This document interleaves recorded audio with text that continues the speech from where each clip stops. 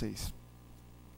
Queria pedir a você que abrisse, por favor, a sua Bíblia, lá no livro de Juízes, que é onde nós estamos encerrando hoje a nossa série de mensagens sobre heróis quebrados. Você pode deixar a sua Bíblia aberta aí no livro de Juízes.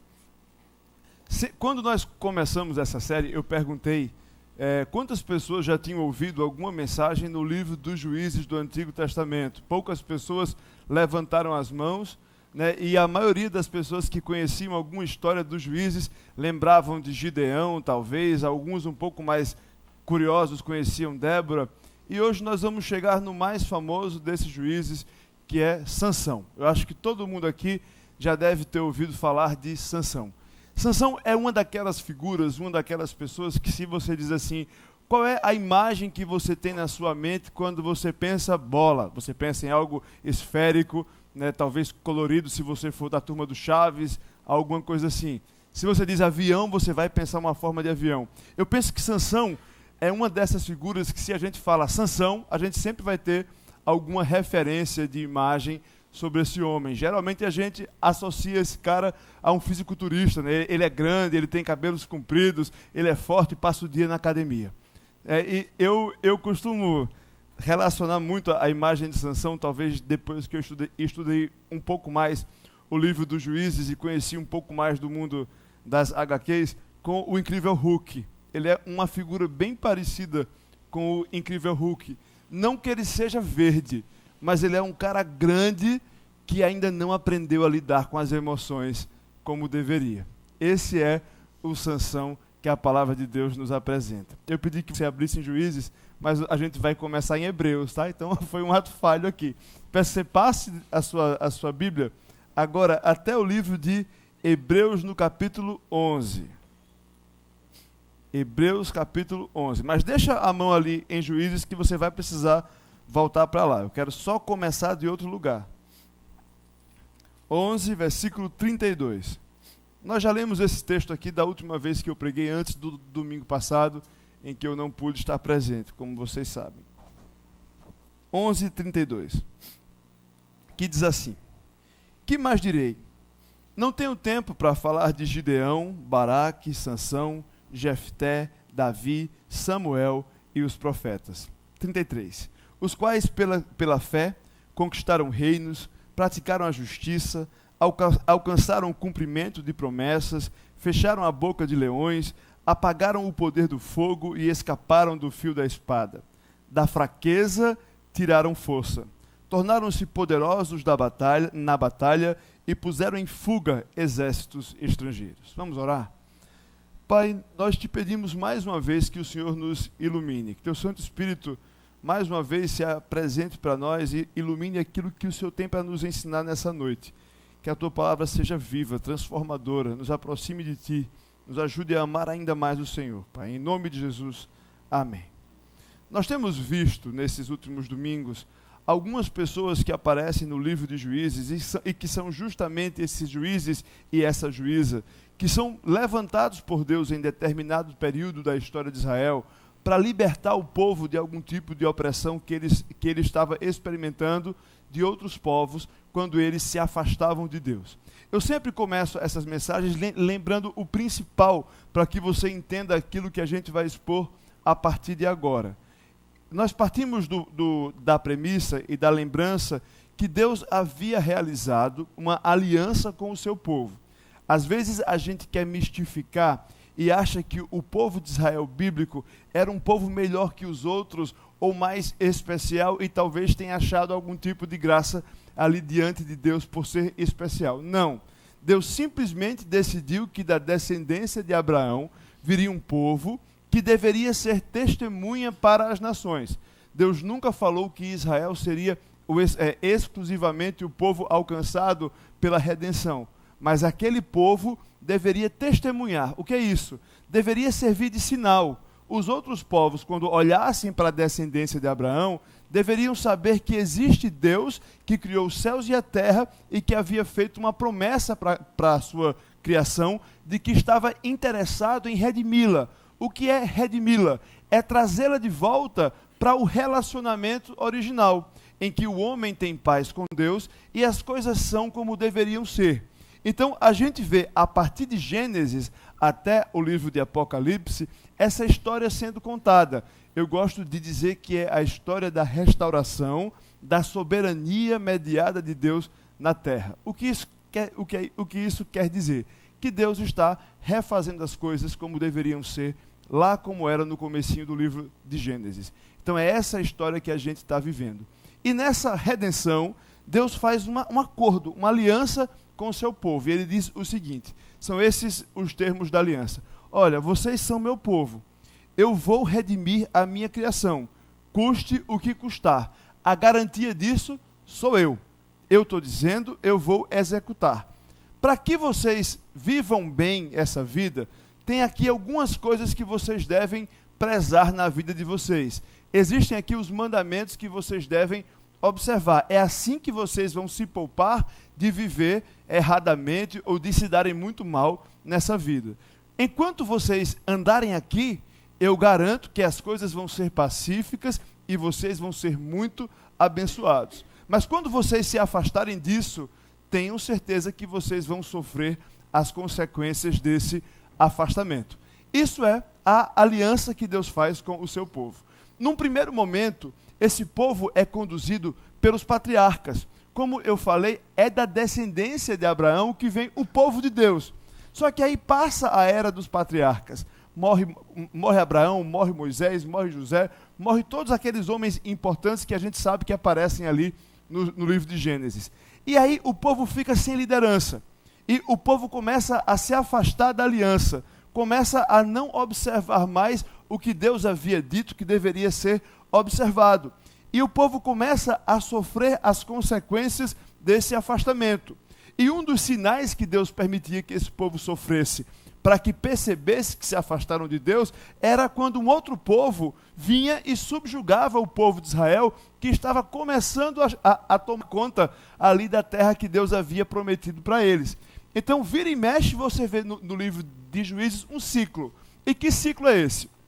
Em que é um ciclo em que, horas, o povo está bem com Deus, e aí desfruta de paz, Deus liberta esse povo do jugo de outros povos. Logo em seguida, esse povo perde o seu líder, o juiz morre, então o povo se acomoda, começa mais uma vez a se distanciar de Deus, mais uma vez sofre o juízo de Deus, e aí clama para Deus, e Deus manda um outro juiz. É praticamente esse ciclo em looping que você vai ver sendo contado no livro de Juízes. É assim que surgem os juízes que nós já falamos aqui nos outros domingos. Débora, Jefté, que é um juiz altamente controverso, né? Qual foi o primeiro? Nem eu lembro mais. Quem? Quem foi? Eude, muito bem, obrigado. Eu estava aqui puxando pela cabeça e não estava vindo. Foi Eude, foi Débora e foi Jefté. São pessoas altamente controversas, pessoas com as suas falhas, com as suas deficiências de caráter, mas que Deus usa para libertar o seu povo. Por isso que a gente chama essa série de Heróis Quebrados.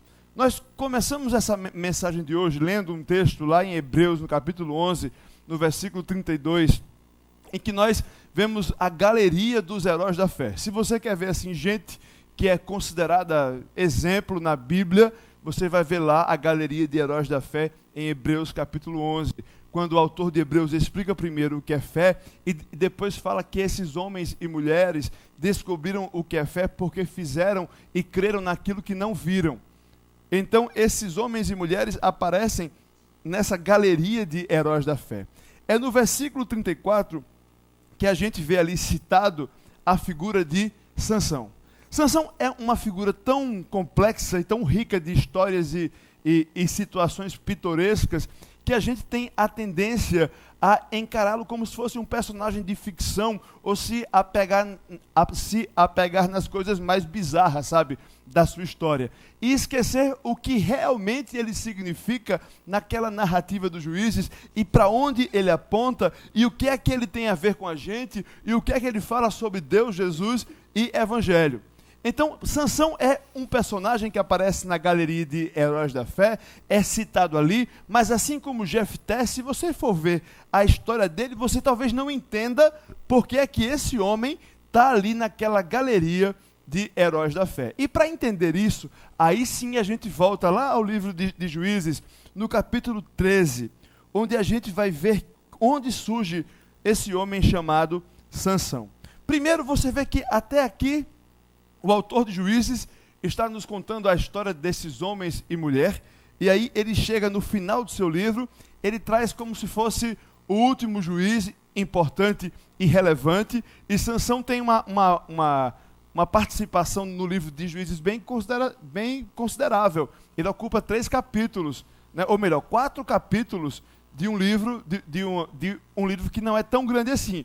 Então você vê que ele tem importância nessa história. E aí no capítulo 13 surge a história do nascimento desse homem chamado Sansão. Você pode ler comigo, por favor, a partir do versículo 1. Olha o que é que diz aqui. Os israelitas voltaram a fazer o que o Senhor reprova. E por isso o Senhor os entregou nas mãos dos filisteus durante 40 anos. Certo homem de Zorá, chamado Manoá, do clã da tribo de Dan, tinha uma mulher estéril. Certo dia, o anjo do Senhor apareceu a ela e lhe disse: você é estéril, não tem filhos, mas engravidará e dará à luz um filho. Todavia tenha cuidado, não beba vinho, nem outra bebida fermentada, e não coma nada impuro, e não se passará navalha na cabeça do filho que você vai ter, porque o menino será nazireu, consagrado a Deus desde o nascimento. Ele iniciará a libertação de Israel das mãos dos filisteus. Surge Sansão, de repente nessa história, com algumas peculiaridades que você não vê com outros juízes, e Sansão surge num contexto em que um casal que não tem filhos, cuja mulher é estéril e já está ali desenganada, recebe a visita de um anjo que diz: olha, você vai dar à luz a um filho.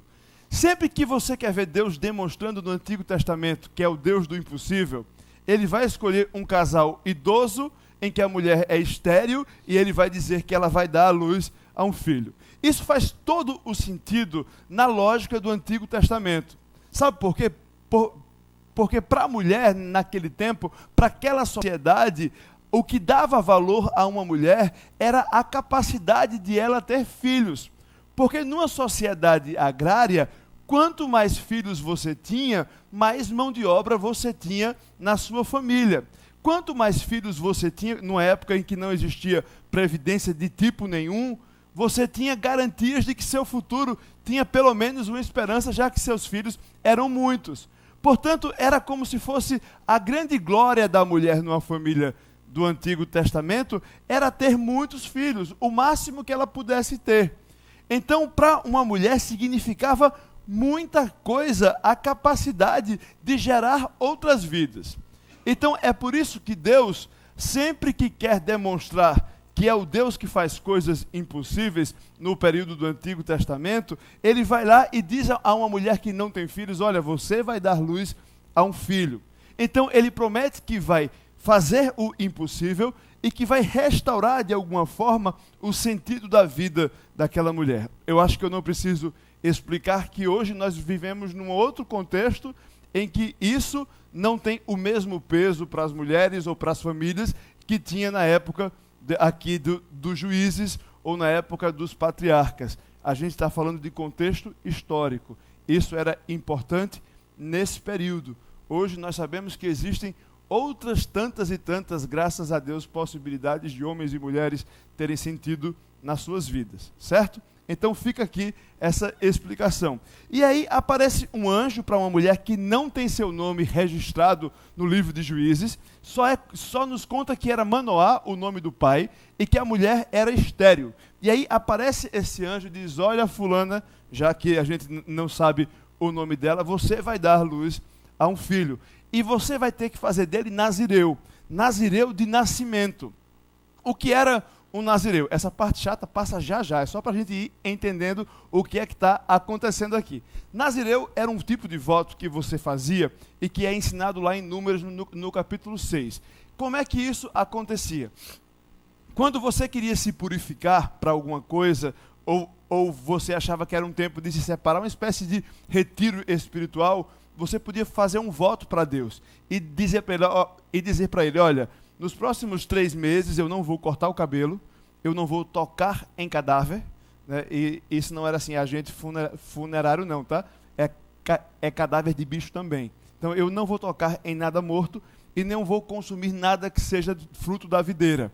A videira representava tudo aquilo que era festividade. Então era como se eu fosse realmente me separar para não participar dessas coisas e vou dedicar esse tempo aqui a Deus. Você fazia isso por determinados períodos de tempo. Aqui o anjo pede a essa família que o menino que vai nascer seja separado desde o ventre. E diz mais, diz para essa mulher que provavelmente não estava assim tão fiel à lei de Israel, diz para ela que ela também deve, desde agora, em que ela está grávida, se preservar desse tipo de contato e também fazer ali o voto nazireu. Então, por isso que Sansão não cortava o cabelo, porque ele havia sido separado para fazer esse voto nazireu a vida inteira. Tá? Então, não era questão de estilo, não. Era uma questão mesmo de que Deus havia pedido essa condição para ele. Mas sabe o que é mais importante nesse trechinho que a gente acabou de ler? É que no versículo 1 do capítulo 13, na nossa versão que lemos agora, a gente vê que o autor de Juízes fala que os israelitas voltaram a fazer o que o Senhor reprova. Em algumas versões você vai ler a tradução que é que cada um fazia o que lhe parecia certo. E se você for olhar o livro inteiro dos Juízes, você vai ver que a grande causa do desmoronamento espiritual dessas pessoas, dessa época e desse período, é que sempre que eles se afastam de Deus, na verdade eles começam a fazer aquilo que era agradável aos seus próprios olhos. É esse o termo que o livro dos Juízes usa, por exemplo, no capítulo 2. Cada um fazia aquilo que achava legal. Cada um fazia aquilo que achava certo. Cada um seguia o seu próprio coração. A gente sabe que a gente vive um tempo, né? Eu escuto isso desde que eu era pequeno no programa da Xuxa, Siga Seu Coração. A gente vive uma época em que a verdade é extremamente relativizada. A gente já fala tanto disso que parece que anestesiou os ouvidos, né? Hoje é o tempo da relatividade. Mas o fato é que a gente vive dias muito parecidos com o que esses camaradas aqui viviam nos dias de Juízes. A gente cresce e amadurece, aprendendo que cada um deve fazer aquilo que acha que é certo. Não, se você está tranquilo, faça. Escute o que o seu coração está dizendo e faça. O que é que você quer? A verdade está dentro de você. Siga a luz. Né? É sempre esse tipo de conselho que a gente é tentado a dar muitas vezes e que a gente escuta a grande maioria das vezes. É justamente sobre esse tipo de comportamento, e é como se fosse uma luz amarela que Juízes acende na cabeça da gente, que diz assim, olha, é por aí que a casa começa a cair. É quando cada um faz aquilo que é agradável aos seus próprios olhos. E saiba de uma coisa, tem um tipo de coisa que o Senhor reprova.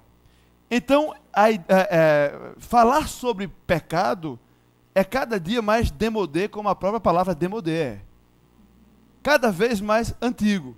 Mas a gente não consegue falar sobre Jesus, Evangelho, Bíblia, salvação e Deus, sem falar de pecado. Porque existem certas coisas que Deus não aprova. E pecado é tudo aquilo que Deus não aprova. Eu lembro que quando a gente trabalhava no Palavra da Vida, eu e Rosa, a gente ensinava para as crianças o que era pecado. E é uma coisa difícil de você explicar, é um conceito complexo. Então a gente tinha assim um gesto que ajudava, que era tudo aquilo que eu falo, tudo aquilo que eu faço, tudo aquilo que eu penso que não agrada a Deus. Desse jeitinho assim, só que eu acho que faltava também aquilo tudo que eu não faço e poderia fazer, também não agrada a Deus. Então isso aí já é um bom começo. Então pecado é tudo aquilo que Deus reprova. Existe um jeito de viver que Deus reprova. Existe um jeito de viver que Deus aprova. E se a gente não partir desse princípio, a gente vai estar sempre vivendo ali na beira do abismo. Aí você diz, não, a verdade está mesmo dentro de mim e cada um pode buscar a sua verdade. Esse argumento não se sustenta por alguns motivos. Exemplo clássico dos clássicos, que não precisa nem de muita criatividade. Você acha que os nazistas estavam agindo como se, com a certeza de que eram cruéis e maldosos? Ah, não, nós somos os vilões dessa história, vamos exterminar todo mundo aqui? Não. Aquela história surge de pessoas que acham que estão certas, que acham que estão fazendo o bem aos seus próprios olhos.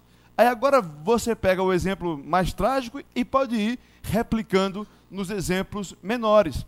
Portanto, mal e bem não são questões relativas assim. Existe um jeito que Deus ensinou a gente que deve ser vivido. Existe aquilo que a gente sabe que é pecado, que eu sempre digo que é a cerca do parquinho. Não vou explicar de novo para não ficar repetitivo para quem já ouviu. Quem quiser ver de novo, vê no YouTube. É mais fácil. Tá bom? Mas pecado é a cerca desse parquinho. E tudo começa aqui, quando o povo começa a fazer aquilo que Deus reprova, aquilo que Deus não se agrada. Vem então e nasce Sansão.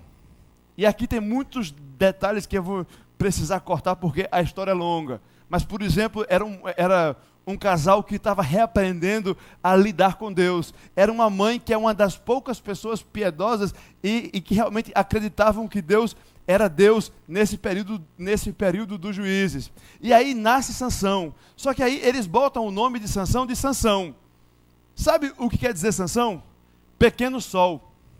Sabe quem era o sol? Era a divindade dos filisteus. Sabe quem era o povo que estava agora oprimindo Israel, porque esse povo começou a fazer aquilo que Deus reprova? Os filisteus. Então, o que a gente vê aqui é um quadro em que o povo que foi chamado por Deus para ser testemunha para as nações estava tão misturado com os filisteus que agora já não fazia mais diferença entre o povo de Deus e os filisteus. Tanto que ela diz, não, o nome do meu filho vai ser, deixa eu ver aqui, Yansan. É como se fosse algo assim, está tão misturado que ela começa a chamar as divindades dos filisteus, dando esse nome para o filho dela. Então as coisas estão muito misturadas, as coisas estão muito complexas, mas a gente vê aqui Deus intervindo no mundo natural e fazendo coisas extraordinárias. Nasce aqui um filho de uma mulher estéril, um filho que nasce debaixo do voto nazireu. Se você fosse vizinho de Manoá e ouvisse essa história, já devia se arrepiar. Olha que lá vem um juiz que a gente nunca viu, viu? Esse vai quebrar tudo, esse vai tocar o terror. Finalmente Israel, agora a coisa vai. Porque olha, esse aí nasceu de uma mulher que não tinha filho há 45 anos, já vai nascer com voto nazireu. Esse é especial. E aí surge Sansão e você vai ver o desenrolar de uma história a partir do capítulo 14, que nos traz verdadeira compaixão, talvez, se você for mais cruel, raiva, né, desespero, porque você tem rocambolescas da Bíblia, tem tudo. Tem paixão, tem sexo, tem drogas, só não tem rock and roll porque não inventaram ainda, mas tem tudo que você puder imaginar, tem no capítulo 14 e 15 de Juízes. O que é que acontece? Sansão cresce e Sansão começa a gostar de mulher. Ele gosta muito, mas ele gosta demais, ele perde a cabeça, ele não pode ver um rabo de saia, que ele vai atrás. E aqui Sansão está um dia passando, você vai ver a partir do versículo 1 do capítulo 14, ele vai a um lugar chamado Tímina, e ele viu uma mulher do povo filisteu, ele viu uma mulher filisteia, e o olho dele assim ficou vidrado nela, ele gamou, sabe, ela fazia o tipo dele, e ele olha para aquela mulher e diz, eu quero, essa vai ser a minha esposa. O povo filisteu não era um povo, às vezes a gente acha que essa época era uma coisa meio, que Israel era mais evoluído e os outros povos eram menos evoluídos. O povo filisteu tinha algumas características que fazia deles especiais. Então eles eram os primeiros pioneiros na arquitetura, foram os primeiros a usar armas de guerra, era um pessoal bem intelectualizado, civilizado, e desenvolveu aqui um tipo de cidade que era pioneiro no tempo deles. E dizem que as mulheres filisteias eram muito bonitas, não era à toa que Sansão estava sempre pisando na bola, correndo atrás de uma filisteia. E aí, em Tímina, ele passa e diz, opa, é aquela. E aí, o que ele faz? Ele chega em casa com uma notícia de fazer qualquer pai ficar nervoso e perder a noite de sono. Olha, pai, mãe, meus caros pais israelitas, eu estava andando ali pela Filístia, em Tímina, e eu vi uma mulher e eu gamei e vou casar com ela. E aí, o esquema de casamento, os pais precisavam fazer esse casamento. Não era uma coisa que você fazia sozinho por conta própria. Então, pai e mãe, vão lá, que eu vou casar com essa mulher. Sabe? Então, vão lá, combinem esse casamento, porque eu vou casar com essa mulher. Sansão era um cara que não estava muito preocupado com o que os pais achavam, não. O comportamento dele é totalmente fora da curva. Esse menino que nasceu nazireu, de repente, já dá aqui no capítulo 14, você começa a perceber que ele não é exatamente aquilo que se esperava de um juiz. A primeira coisa que ele quer é casar com uma mulher filisteia. E aí ele pede para os pais organizarem esse casamento. O pai pergunta, filho, será, isso lá no versículo 3, será que não há mulher entre os nossos parentes, ou entre todo o povo da gente que você queira casar? Tem que ser justamente uma filisteia? Sansão disse, olha, consiga ela para mim, porque é ela que eu quero. Dê seu jeito. Sabe aquele filho rebelde que bota o pai no canto da parede? Dê seu jeito, que é com ela que eu vou casar. Então, eles fizeram esse casamento, e era uma festa grande de 7 dias, e aí foram convidados 30 amigos filisteus da noiva, que vieram para a festa, e aí nesse caminho, ele foi a Tímina aqui, antes disso, né? Lá no versículo 4, só para a gente se situar, seus pais não sabiam que isso vinha do Senhor, que buscava ocasião contra os filisteus, pois naquela época eles dominavam Israel. Sansão foi para Tímina com seu pai e sua mãe. Quando se aproximavam das vítimas de Tímina, das vinhas de Tímina, de repente um leão forte veio rugindo na direção dele. O Espírito do Senhor se apossou de Sansão, e ele sem nada nas mãos rasgou o leão, como se fosse um cabrito. Mas não contou nem ao pai, nem à mãe o que fizera. Então foi conversar com a mulher de quem gostava. Lembra que o nazireu não pegava em cadáver. Sansão foi lá e matou um leão, rasgando de cima a baixo, como se fosse um cabrito. A coisa que eu acho mais estranha nessa história é que parece que rasgar cabrito era mais normal do que rasgar leão, né? Todo mundo assim não tem nada para fazer, vou rasgar um cabrito hoje. Mas Sansão, enfim, rasgou um leão como se rasgasse um cabrito. E aí não contou nada para a mãe e para o pai e foi encontrar a esposa. Ajeitou a festa, no caminho de volta as abelhas fizeram uma colmeia na carcaça do leão.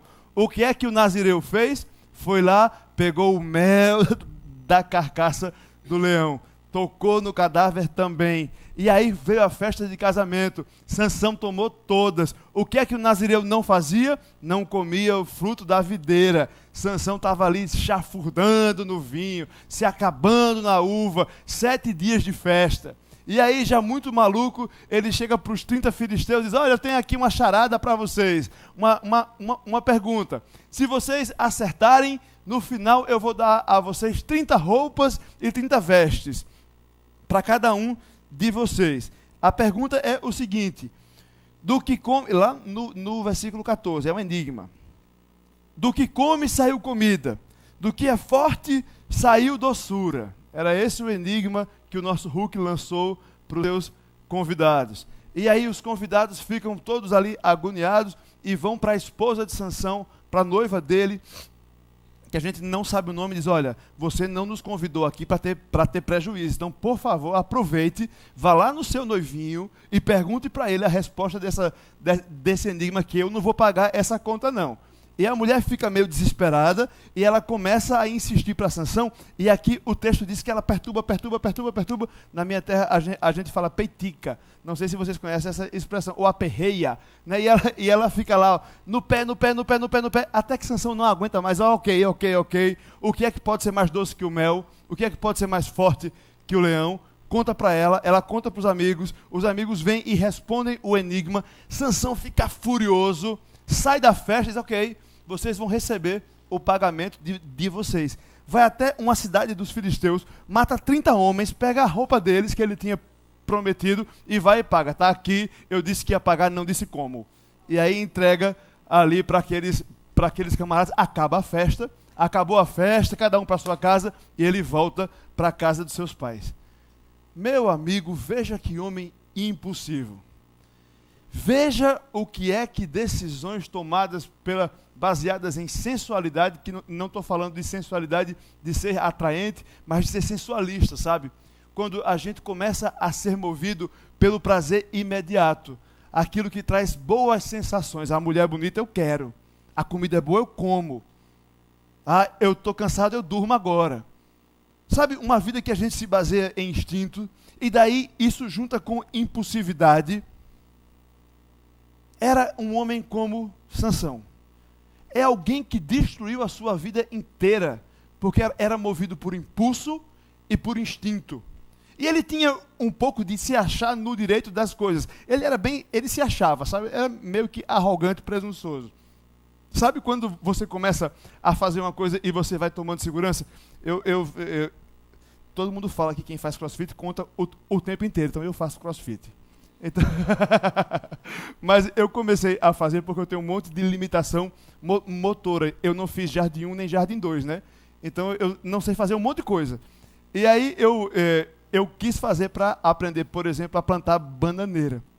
E você vai aprendendo isso aos poucos. Você dá um impulso com a perna que você tem dominância, depois mais um pouco, depois mais um pouco. Daqui a pouco você está de cabeça para baixo e você aprende a flexionar os braços, mas é uma coisa de cada vez conforme você vai tomando confiança. Esse processo de destruição é bem parecido. Sabe, você vai experimentando. Eu sou forte o suficiente para matar um cabrito. Ok. Hoje eu vou rasgar um leão. Ok. Mas eu sou nazireu, não posso tocar num cadáver. Já toquei e não aconteceu nada. Ok. Então eu vou comer mel agora. Ok também. Não aconteceu nada, então eu vou para a farra tomar o vinho todo que eu não posso tomar. Tomei e nada aconteceu. Sabe o que Paulo disse, que um abismo chama outro abismo? É esse o processo que camaradas como Sansão experimentam na sua vida de autodestruição. Tudo começa aos pouquinhos. Ninguém vira serial killer da noite para o dia. A gente vai dando espaço e vai alimentando isso dentro da gente. E isso é baseado em impulso, instinto e achar que a gente tem direito ou capacidade de fazer essas coisas. É muito interessante porque até aqui a gente vê a história de um juiz que não parece em nada com os outros juízes. Se você ler um pouco antes ali, tem um juiz chamado Otoniel. Esse cara é um cara que era um bom militar, líder de Israel, casou com uma mulher chamada Axa, né, que nome lindo, que era também muito, muito temente a Deus, e eles juntos libertaram Israel, foram prósperos, cuidaram do povo, cuidaram da terra. Aí agora esse homem que surge meio que de maneira milagrosa, como sendo a grande promessa, de repente é esse cavalo doido, selvagem, impulsivo e instintivo. E aí você lendo isso, você lê no versículo 4 do capítulo 14, a seguinte observação: os seus pais não sabiam que isso vinha do Senhor, que buscava ocasião contra os filisteus, pois naquela época dominavam sobre Israel. Eu preciso trabalhar dois aspectos desse versículo. Primeiro, os seus pais não sabiam que isso vinha do Senhor. Como assim? Tudo isso vinha do Senhor? Essa loucura toda de Sansão vinha do Senhor? Era a permissão do Senhor? Era. Sabe por quê? Você lembra qual foi o nome que a mãe de Sansão deu a Sansão? Qual é a cor do cavalo branco Napoleão? Sansão, obviamente, pequeno sol.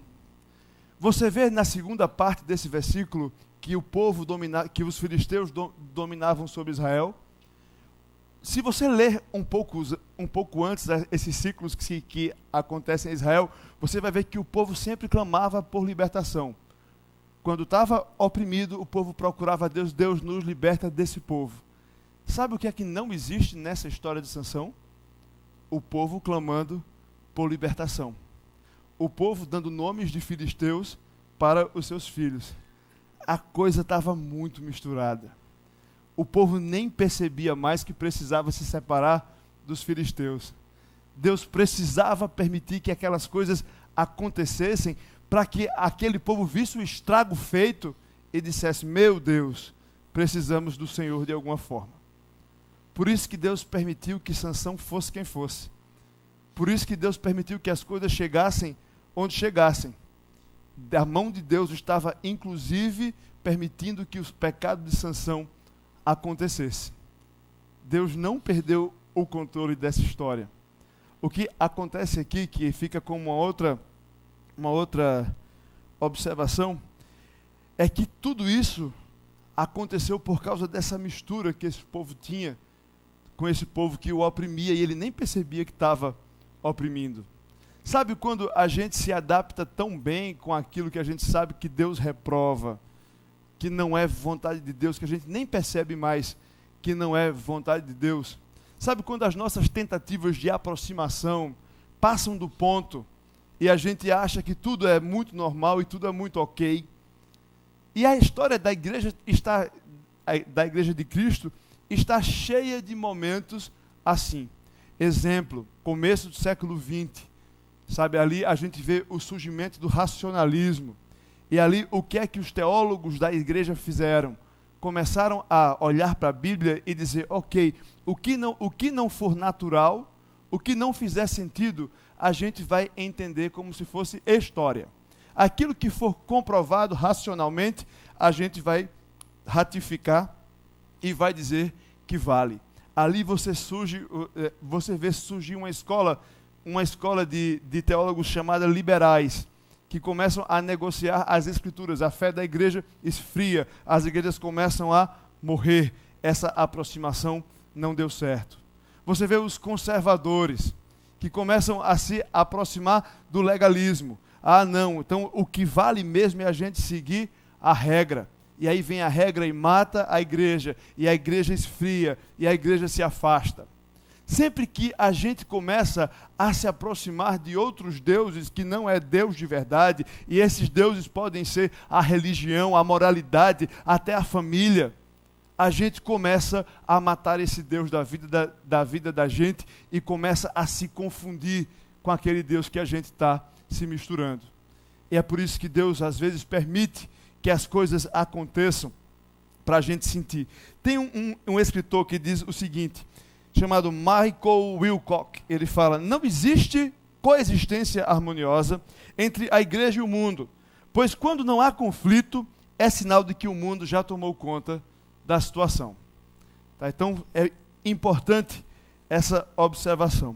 E aí, o que é que acontece nessa história de Sansão? Ele vai lá, esse casamento dá ruim, acaba a festa, passa uns dias, Sansão muito mimado, decide voltar para buscar a esposa, ele chega em Tímina, e aí ele descobre que o pai da noiva entregou a noiva em casamento a um dos convidados, que era amigo de Sansão, um dos 30. Ele fica indignado, e aí ele arma um plano diabólico. O que é que ele faz? Olha que mente astuciosa. Ele pega um monte de raposa, e ele faz duplas delas, e amarra rabo com rabo, e aí ele coloca uma tocha de fogo em cada dupla e joga nas plantações dos filisteus para elas acabarem e queimarem tudo. Então, de repente, todo mundo começa a acordar com a sua plantação pegando fogo. E aí aquela paz que existia entre filisteus e israelitas acabou. Finalmente, eles entenderam que não davam para conviver juntos. Deus usou o pecado de Sansão para trazer a libertação para o povo. Eu sei que a manchete é pesada. Deus usou o pecado de Sansão para trazer libertação para o povo. A gente tem uma pequena mania de tentar colocar Deus dentro das nossas concepções e das nossas caixinhas. A gente pensa o seguinte, ok, Deus realiza os seus planos apesar do pecado da gente. É verdade. Mas, inclusive, Deus realiza os seus planos por meio dos nossos pecados. Não existe essa limitação para Deus que a gente quer colocar. Não, isso Deus pode fazer, isso Deus não pode fazer. Deus pode todas as coisas, inclusive Ele usa os nossos pecados para nos trazer de volta para o caminho da graça. Ele permite que a gente vivencie, sabe, alguns caminhos de destruição e morte, para a gente entender que aquilo é destruição e morte. Olha, assim não dá para ficar. Você vai precisar passar por essa dor aqui, para que você entenda que é hora de virar as costas para esse jeito de viver. Sansão e Israel. E Deus usa aqui o pecado de Sansão para cumprir a sua vontade para o povo de Israel e provocar essa separação. É isso que acontece aqui. Deus cumpre as suas promessas, não somente apesar do pecado, mas até por meio do pecado. E aqui o povo se separa, e aí a gente vê no finalzinho do capítulo 15, que Sansão, no versículo 20, que Sansão liderou Israel durante 20 anos, no tempo do domínio dos filisteus. Sansão não era nada do que a gente queria que ele fosse. Lembra que todos os outros juízes, Deus diz, libertou, ou melhor, o autor diz, Deus libertou o povo do domínio de Moabe, do domínio dos outros povos, e eles tiveram paz. Aqui em Sansão é um final meia boca, assim, e Sansão governou sobre ele 20 anos, sob o domínio dos filisteus. Foi o que tinha para hoje. Foram 20 anos de governo ali entre o povo filisteu. Sansão não fez nada que envolvesse libertação. Era um cara extremamente comprometido com o pecado, extremamente autoconfiante, achando que podia fazer tudo, porque ele tinha força, e de vez em quando o Espírito de Deus vinha sobre ele. Ele estava muito apegado ao dom, sabe? E aí a gente tem essa concepção, né? Deus nos dá dons. Se você nunca veio numa igreja, não conhece essa expressão, é o seguinte: Deus, quando chama a gente, Ele nos dá algumas capacidades diferentes. Ele nos dá algumas condições de realizar coisas para o reino dele que às vezes a gente não tinha, sabe? Isso são os dons. E muitas vezes os dons existem e a gente transforma os dons no nosso bem precioso e esquece do Deus que deu os dons. E a gente começa a viver uma relação doentia com aquilo que Deus deu para a gente. Foi isso que Sansão estava experimentando aqui. Ele se achava lindo, bonito e gostosão e achava que dava para viver de força para sempre e beleza. E assim ele vai se destruindo e governa 20 anos, um governinho assim meia boca ali em Israel. E aí no capítulo 16, chega finalmente aquela hora que a gente conhece mais a história, né? Que a gente só conhece a história de Sansão e Dalila. Veja que ela é uma coadjuvante, aparece só no final. Sansão teve muitas outras mulheres, ele sempre estava envolvido com alguém, né? E sempre alguém que levava ele para baixo. Só que, estou chegando já no fim. Olha o que acontece lá no capítulo 16, a partir do versículo 1. Certa vez, Sansão foi a Gaza, viu ali uma prostituta, e passou a noite com ela. O que é que o autor de Juízes quer dizer com isso? Sansão não mudou nada. Disseram ao povo de Gaza: Sansão está aqui. Então cercaram o local e ficaram à espera dele a noite toda, junto à porta da cidade. Não se moveram a noite inteira, dizendo: ao amanhecer o mataremos. Sansão, porém, ficou deitado só até meia-noite. Levantou-se, agarrou firme a porta da cidade com os 2 batentes e os arrancou, com tranca e tudo, pôs tudo nos ombros e levou ao topo da colina que fica da fronte de Hebrom. Então, o que é que o autor de Juízes está dizendo aqui? Olha, sabe tudo que você leu até agora sobre Sansão? Continuava acontecendo e vai continuar acontecendo. Sansão estava sempre envolvido com alguém, estava sempre seguindo os seus instintos e seus impulsos, estava sempre metido em encrenca, e nem os 20 anos dele de liderança resolveram essa situação. Ele aprontou a mesma coisa, se enrabichou por uma prostituta e foi lá, se meteu em encrenca, teve que arrancar um portão pelo batente e subir um monte. Ele conta isso, e aí ele conta a partir do versículo 4, que depois disso tudo, ele se apaixonou por uma mulher do vale de Soreque, chamada Dalila. Os líderes dos filisteus foram dizer a ela: veja se você consegue induzi-lo e mostra para ele e mostrar-lhe o segredo de sua grande força e como poderemos dominá-lo, para que o amarremos e subjuguemos. Cada um de nós dará a você 13 quilos de prata. Sansão vê e diz: Dalila, aquela é bonita, bonitona, vou casar com ela. Vale de Soreque, ali debaixo do sol, slow motion, está Dalila caminhando pelo deserto, dourada. Ele diz: é você que eu vou casar. E aí corre a notícia: Sansão está de crush ali com Dalila. Eu acho que vai sair casamento quando ele decide casa. Então os líderes da cidade, vejam que não era gente do baixo clero, não. Os líderes dos filisteus vão até Dalila e dizem: olha, Dalila, tem aqui uma grande oportunidade para você e para a gente. Descobre de onde é que vem essa força maluca desse homem, porque se a gente conseguir saber, a gente amarra, acaba com ele e a gente vai te pagar por isso. Lembra que Dalila provavelmente não foi movida somente pelo dinheiro. Imagina o poder que essa mulher passa a ter dentro da sua cidade se ela é a pessoa que finalmente libertou os filisteus da ameaça do forte Sansão. Então ela escuta aquilo e diz, ok, missão dada, missão cumprida. E aí ela começa a ter ali seu relacionamento com Sansão, e aí ela não usa muito de estratégia não.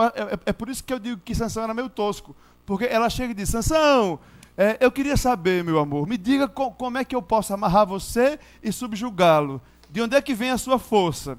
E Sansão diz, isso acontece 3 vezes. Em uma delas, ele diz, se você comprar cordas novas, que ninguém nunca usou, aí você me amarra e eu nunca vou me soltar. E aí tem um dia que ele acorda debaixo do susto. Sansão, eles estão vindo te pegar. E ele se solta, rompe as cordas, e aí mata todo mundo, e ela dá uma de indignada e sofrida. Sansão, como é que você tem coragem de mentir para mim?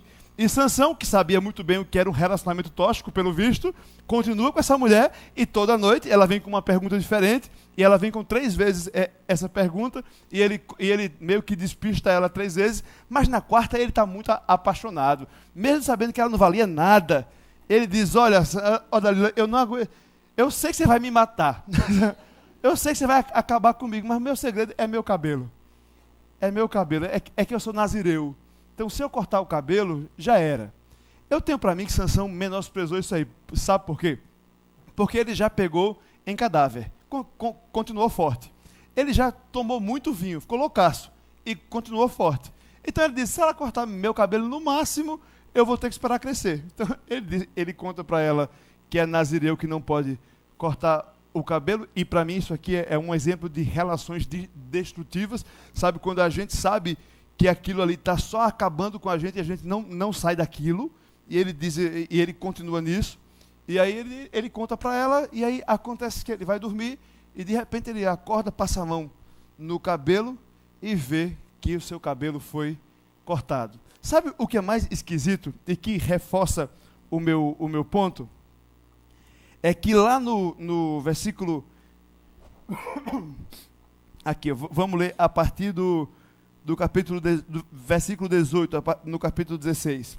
Diz assim, quando Dalila viu que Sansão lhe tinha contado todo o segredo, enviou esta mensagem aos líderes dos filisteus. Subam mais esta vez, pois ele me contou todo o segredo. Os líderes dos filisteus voltaram a ela levando a prata. Fazendo-o dormir no seu colo, ela chamou um homem para cortar as 7 tranças do cabelo dele, e assim começou a subjugá-lo. E a sua força o deixou. Então ela chamou, Sansão, os filisteus o estão atacando. Ele acordou do sono e pensou, sairei como antes e me livrarei. Mas não sabia que o Senhor o tinha deixado. Os filisteus o prenderam, furaram os seus olhos e o levaram para Gaza.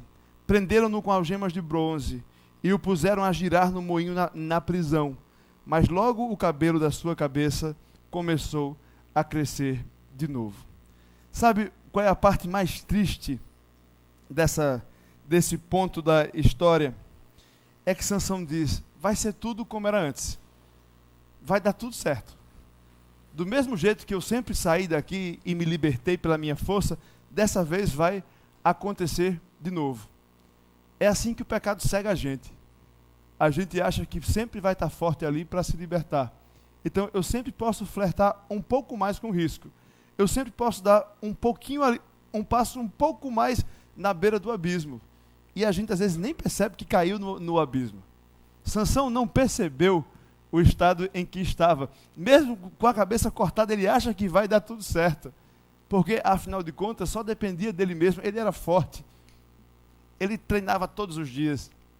Achava que isso bastava. E aí esse homem é humilhado, ele é amarrado, ele tem os seus olhos furados, e é levado para a capital, Gaza, para empurrar um moinho. Ele tinha alguma força ainda. E ele empurra esse moinho, e ali está o juiz de Israel, tão promissor, dessa vez empurrando o moinho subjugado pelos filisteus, porque caiu na conversa de mais uma Dalila. Seria muito triste esse final se ele encerrasse por aqui. Lembra que a gente está falando de um homem que teve o seu nascimento anunciado. Lembra que a gente está falando de um homem que tinha uma promessa de Deus de que ele seria o cumprimento da aliança. Um homem que agora se encontra no fundo do poço. Só que lá no versículo 28, a gente vê uma coisa que aconteceu com Sansão a primeira vez que ele faz uma coisa dessa história toda. Lá no versículo 28, pode ver lá, no capítulo 16 ainda. E Sansão orou ao Senhor: ó soberano Senhor, lembra-te de mim. Ó Deus, eu te suplico, dá-me forças mais uma vez e faze com que eu me vingue dos filisteus por causa dos meus 2 olhos. Então Sansão forçou as 2 colunas centrais sobre as quais o templo se firmava, apoiando-se nelas, tendo a mão direita numa coluna e a esquerda na outra, disse: que eu morra com os filisteus. Em seguida, ele as empurrou com toda a força, e o templo desabou sobre os líderes e sobre todo o povo que ali estava. Assim, na sua morte, Sansão matou mais homens do que em toda a sua vida. Foram então os seus irmãos e toda a família do seu pai para buscá-lo, trouxeram-no e sepultaram entre Zorá e Estaol, no túmulo de Manoá, seu pai. Sansão liderou Israel durante 20 anos. Quando estava no fundo do poço, Sansão entendeu tudo aquilo que ele não aprendeu a vida inteira. É a hora que ele olha para o céu e diz: ó Senhor, deu ruim. Ó Senhor, eu estou entendendo que não é sobre mim. Ó Senhor, soberano Deus. E as confissões na Bíblia são muito importantes, sabe? Quando a gente vê as pessoas chamando Deus, a forma como elas chamam Deus, fala muito sobre aquilo que se passa no coração delas. E aqui ele chama Deus de ó soberano Senhor. Ó soberano, o Senhor que tem todas as coisas nas suas mãos. O Senhor de quem nada escapa. O Senhor sobre quem tudo acontece de acordo com a sua vontade. O Senhor que me deu a força e me libertou todas as vezes que eu achava que era eu. O Senhor que fez intervenções na minha vida quando eu nem achava que era o Senhor que estava fazendo. O Senhor teve misericórdia de mim quando eu quebrei meu voto nazireu tantas vezes. O Senhor que me usou para liderar Israel 20 vezes. Ó soberano Senhor, eu finalmente reconheço quem é que manda aqui. Lembra-te de mim mais uma vez, tem misericórdia, exerce a tua graça sobre mim, Senhor, tenha misericórdia de mim. Não é o povo que clama por libertação, não é o povo que clama para que Deus se lembre dele, é Sansão, o homem, o herói destruído, o herói destroçado, o herói quebrado, no fundo do poço, humilhado, servindo de chacota para a galera lá nesse moinho, que clama a Deus misericórdia, graça, e Deus olha para ele. Porque é assim que Deus faz. Deus olha para a gente quando a gente percebe que não tem força para agir por si mesmo. Deus manifesta a sua graça quando a gente percebe que precisa dessa graça.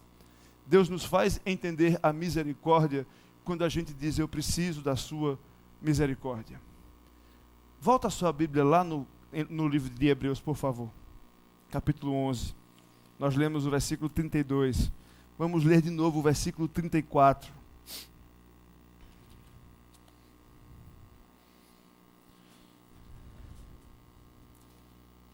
Esses heróis e heroínas da fé são pessoas as quais apagaram o poder do fogo e escaparam o fio da espada, e da fraqueza tiraram força.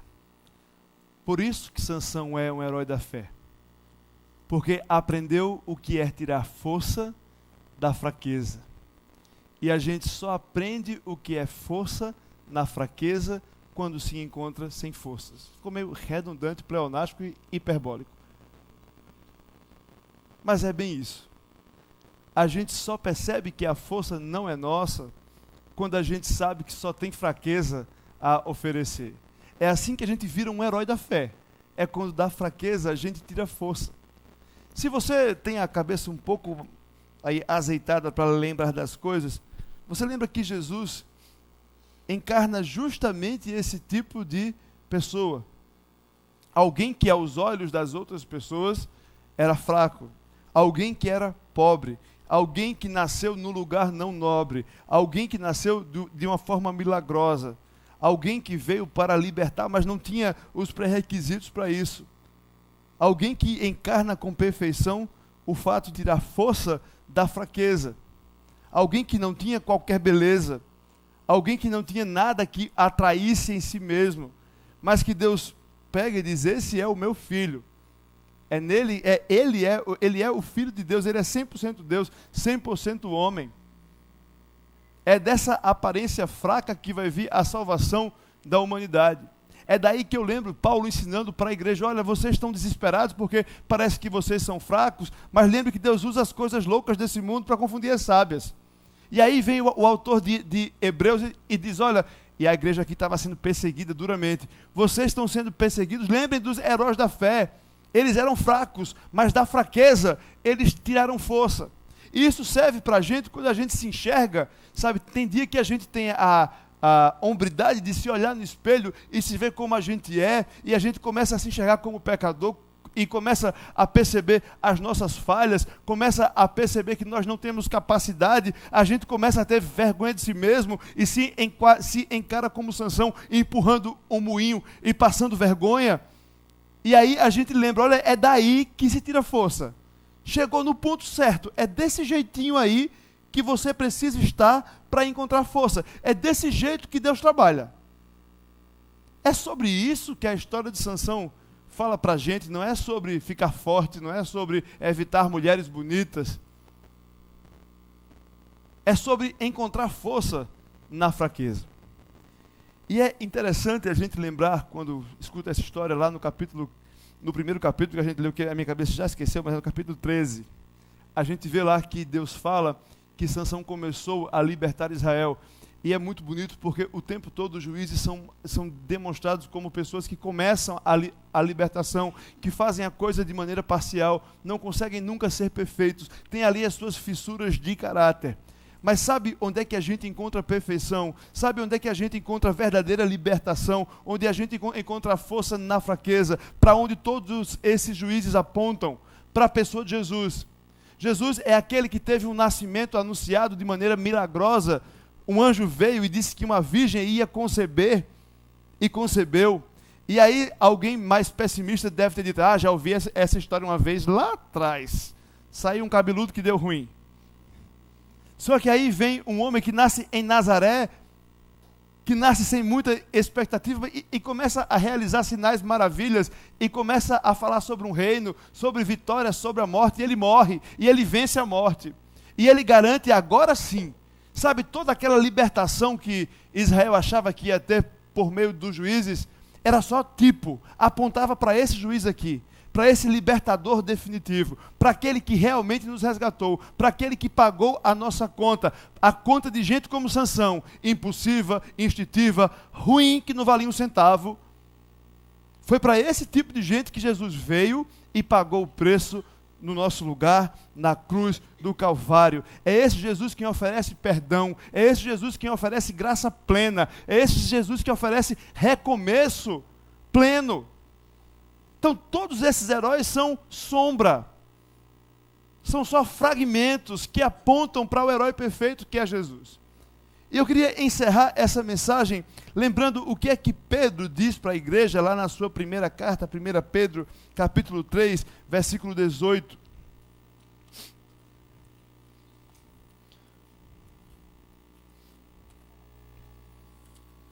Quando ele diz assim: pois também Cristo sofreu pelos pecados uma vez por todas, o justo pelos injustos, para conduzir-nos a Deus.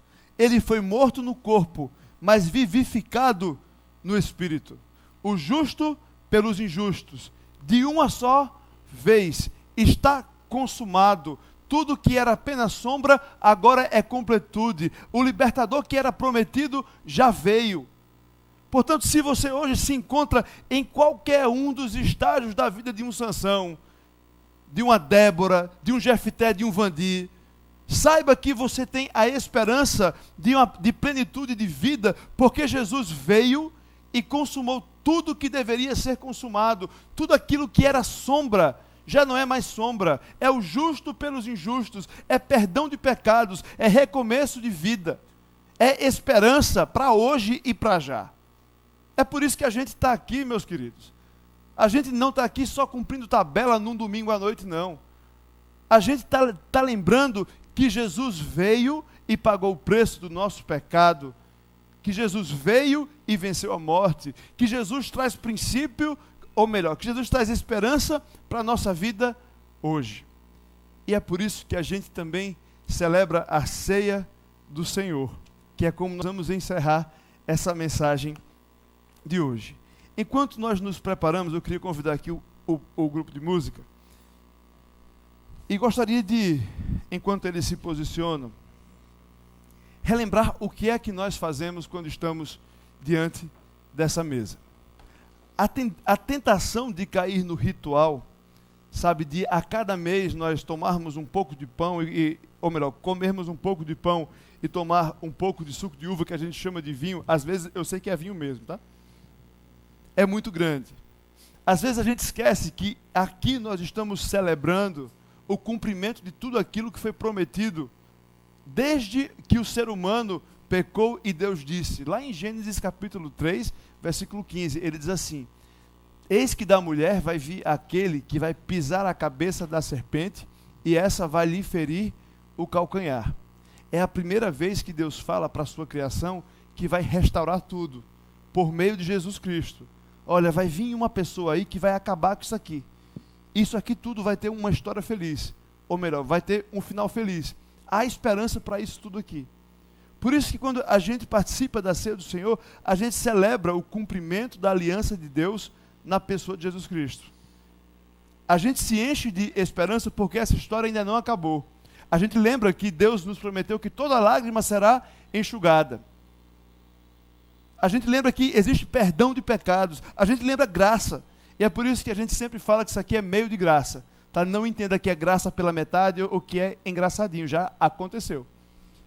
Mas é meio de graça porque lembra quem nós somos e lembra o que Deus fez por nós. Lembra o sacrifício de Jesus. E essa música que nós vamos cantar agora nos lembra quem Jesus é e o que Ele representa para nós. Convido você a pensar nessa letra. Se souber, pode cantar junto também.